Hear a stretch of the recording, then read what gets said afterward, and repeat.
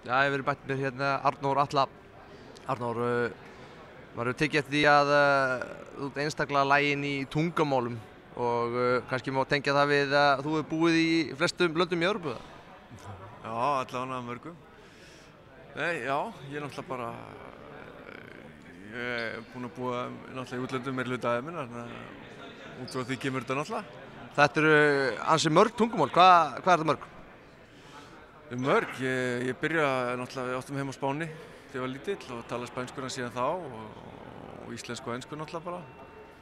Og svo fer ég til Þýskalands að spila handbolta og læri maður þýskuna vel, svo fer ég til Danmerkur og læri maður dönskuna og svo núna er ég í frönskunni.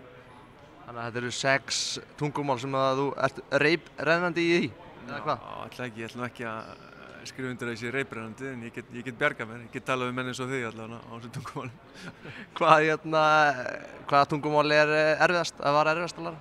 Fyrir mér náttúrulega bara franska núna, þannig séð. Það er svona allt eins og dönsku, þegar maður var að læra dönsku og þýsku, þá var náttúrulega með grunninn úr MA og svona. Þannig að þetta var svona fyrsta skipti sem að maður hoppaði út í eitthvað sem maður vissi ekkert hvað var, sko. Mér finnst það bara gaman að læra þetta, þannig að ég nenni alveg, þannig að vonandi kemur einhvern tíma góð nótum.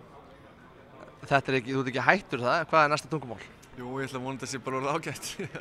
Þannig að ef ég fer eitthvað aftur, þá fer ég vonandi bara eitthvað það sem ég kann tungumálið. Ég held að það sé bara orðin vel settur.